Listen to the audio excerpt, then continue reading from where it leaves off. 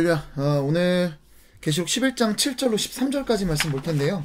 오늘 말씀은 또 우리에게 또 굉장히 이슈화되는, 계시록을 볼 때 이슈화되는 어떤 개념 하나가 등장을 합니다. 네, 바로 휴거죠. 이 휴거에 대해서 오늘 한번 함께 살펴보도록 하겠습니다.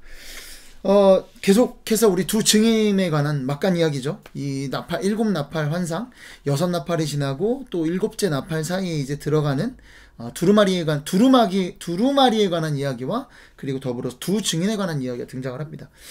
그런데 우리가 앞서서 오늘 이 두 증인이 결국 교회를 이야기한다라고 말씀드렸고, 두 증인은 권세를 받아 뭘 한다? 예언을 한다. 복음을 증거한다. 증언을 한다라고 말씀드렸어요. 자, 그런데 오늘 말씀 7절로 13절까지의 말씀, 이 시작인 7절 말씀을 보면 이렇게 됩니다. 그들이 그 증언을 마칠 때라고 이야기하고 있어요. 자, 그러니까 두 증인들이 증언을 마쳤다라는 건 뭘 이야기할까요? 증언을 마쳤다라는 것은요, 마태복음 24장 14절 말씀 그대로예요. 이 천국 복음이 모든 민족에게 증언되기 위하여 온 세상에 전파되리니 그제야 끝이 오리라. 그러니까 증인이 증언을 다 마쳤다. 증인으로서의 사명을 다 끝냈다. 이제 끝이 올 때가 됐다라는 거예요. 그러니까 이제 나타난 이야기는 우리가 어떤 것으로 이해할 수 있다? 최후심판, 어떤 그런 마지막 때에 관한 이야기로 우리가 이해할 수 있다라는 겁니다. 물론 지금 이 시대가 교회 시대가 마지막 때예요. 하지만 제가 말씀드린 거는 어떤 최종적인 그때에 대한 이야기다라고 우리가 이해할 수 있다라는 겁니다. 때가 찼습니다. 주의 때가 찼어요. 자, 그런데 보면은 증언을 마칠 때 어떤 일이 벌어지냐? 무적행으로부터 올라오는 어떤 짐승이 있습니다. 이거를 우리가 앞서서 무적행이 등장하고 무적행에서 등장하는 어떤 무언가가 있었죠. 5번째 나팔 때 뭐가 있었어요? 황충이 등장을 합니다. 그거와 똑같다라고 우리가 보기는 어려울 것 같아요. 이유는 뭐냐면 무적행에서 나타났던 그때 이 5번째 천사가 나팔을 불 때 큰 별이 하나 떨어지고, 그리고 그가 무적행에서 올라오지 않습니까? 무적행을 여는 열쇠를 받고 이제 여는데 거기서 이제 황충이 나타나죠. 근데 황충이 어떤 일을 벌여요? 정갈처럼 독을 쏴서 이 사람들을 고통스럽게 하는 일들이 있었습니다. 자, 그런데 그 대상이 어땠어요? 인침을 받지 않은 사람들에 대한 대상으로 해서 재앙이 나타났습니다. 자, 그런데 오늘 무적행으로부터 올라오는 짐승은 어때요? 그들과 더불어 전쟁을 일으킵니다. 그들은 누구예요? 두 증인, 교회를 이야기한다고 말씀드렸죠. 그러니까 이 무적행으로부터 올라오는 이 짐승이 황충과는 같지 않은 거예요. 그 재앙의 대상이 다르죠. 황충은 인침을 받지 않는 자, 그러니까 아직 예수를 믿지 않는 자들을 향한 어떤 그런 재앙이라면, 반면에 무적행으로부터 올라오는 이 짐승은 그 재앙의 대상이 어디다? 바로 교회에 있다라는 것을 우리가 알 수 있습니다. 그리고 뿐만 아니라 지금 이때는 최후의 때다라는 것을 우리가 또한 이해할 수 있다라는 거죠. 어쨌든 이 짐승은요, 무적행으로부터 올라오는 이 짐승은 교회를 대적하는 존재입니다.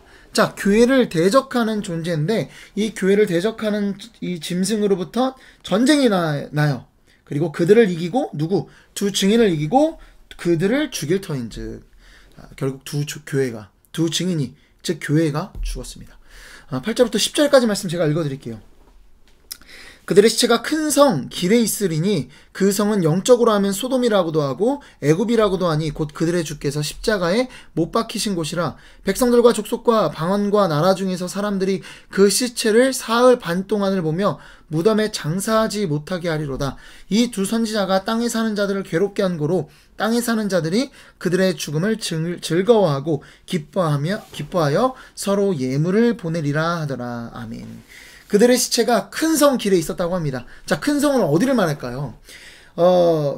계시록의 큰 성은 보통 두 곳을 이야기합니다. 예루살렘과 또 하나는 세상을 대표로 하는 바벨론이죠. 자, 그런데 여기서 주께서, 오늘 말씀을 보면은 주께서 십자가에 못 박히신 곳이라고 이야기하고 있어요. 그러면 예수님이 십자가에 못 박히신 곳 어디예요? 예루살렘이잖아요. 자, 그런데 뭐라고 얘기해요?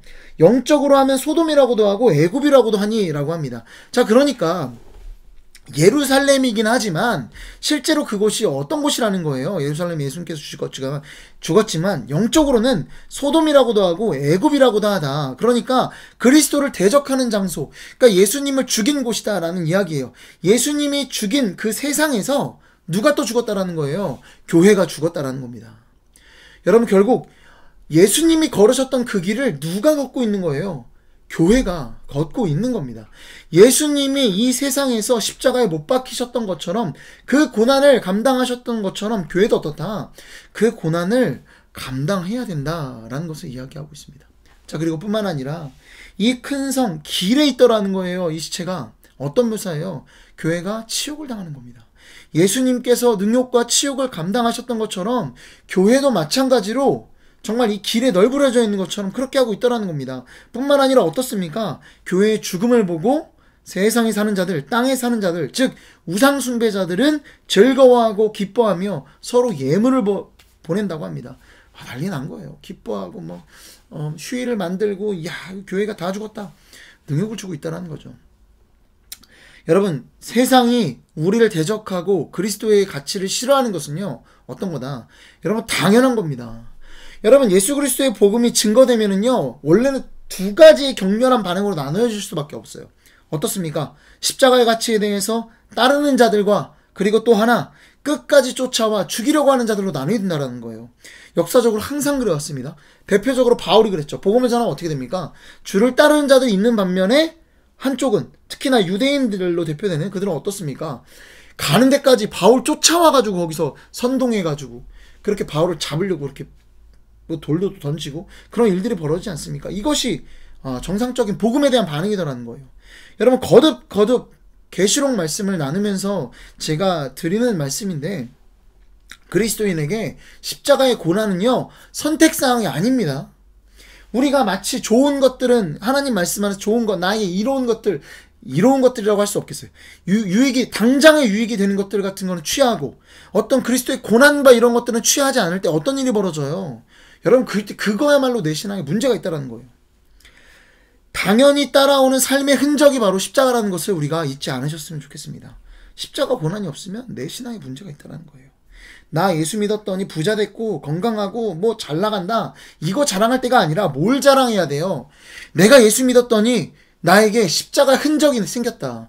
예수 그리스도께서 이 십자가 못 박이셨, 이 손바닥에 못자국이 생겼던 것처럼 나에게도 십자가의 흔적이 생겼다라는 것을 자랑할 수 있는 그런 저와 여러분 되기를 소망합니다. 다른 거 자랑하지 말자고요. 십자가를 자랑하자고요. 여러분, 어쨌든 이 대적의 죽임당한 모습이 등장을 해요. 자, 그런데 그 죽임당했던 기간, 시체로 있었던 기간이 어때요? 보면 사흘 반 동안이더라는 거예요. 자, 사흘 반이라는 게 뭘까? 여러 가지 어떤 추측들이 있지만 해석들이 있어요. 자, 그런데 사흘 반이라는 묘사는 3일 반이죠. 되게 애매합니다. 어떤 3일이면 주님 부활하기까지의 기간인데 그거랑은 정확히 맞진 않죠. 애매하죠. 자, 그런데 3일 반, 3.5 우리가 대응되는 게 있죠. 뭐예요? 3.5년, 셋대 반, 즉 42개월, 42달.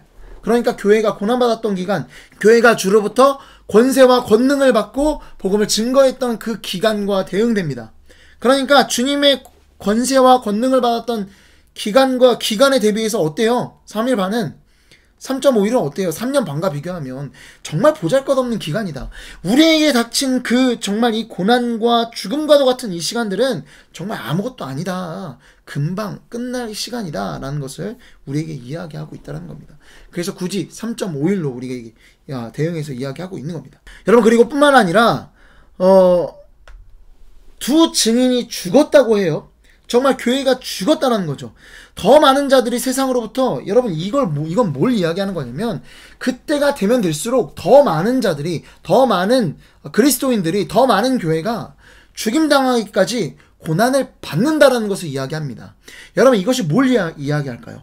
여러분, 그 말씀 계속해서 등장하지만 예수처럼 죽임당한 수가 차기까지 주께서 어떻게 하겠다고 했어요? 성전 제단 아래에 있었던 성도들의 신원에 응답하지 않겠다라고 말씀하셨죠. 자, 그러니까 죽임당한 수가 차면 어떻게 되는 거예요?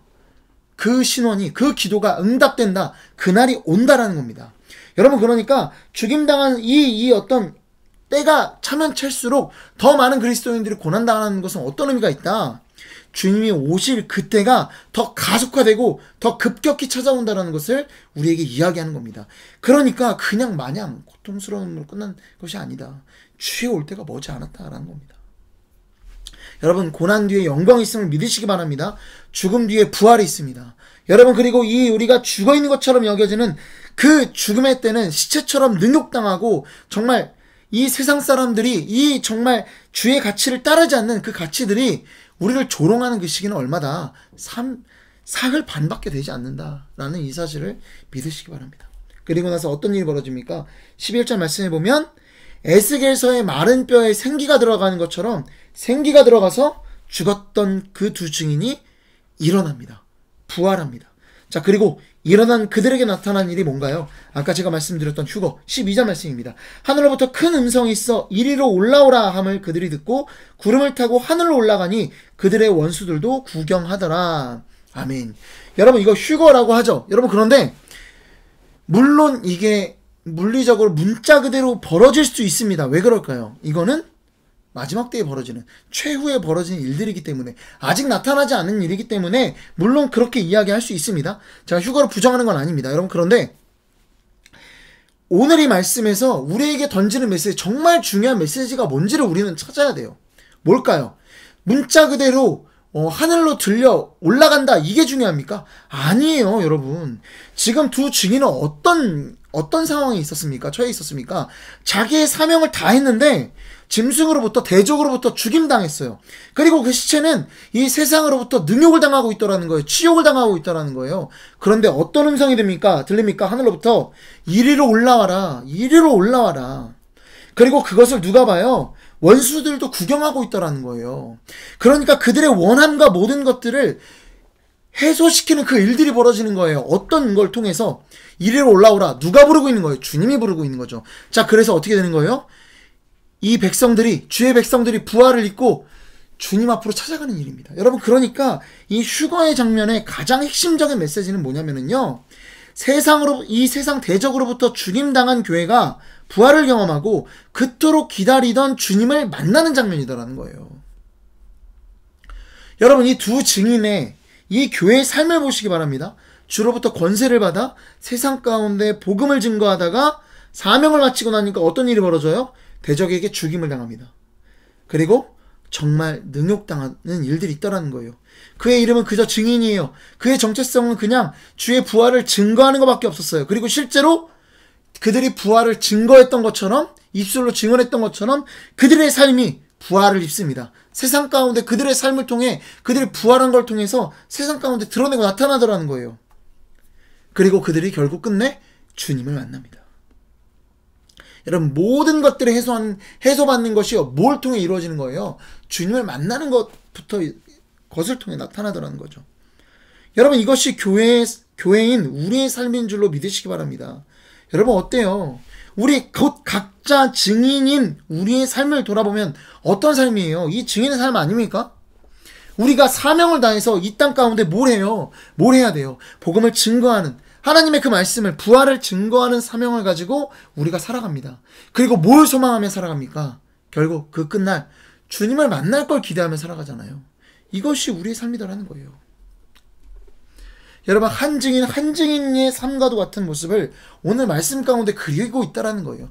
이건 단순히 마지막 때 최후에 일어나는 그런 어떤 교회의 모습이기도 하지만 우리 각자의 삶이기도 합니다.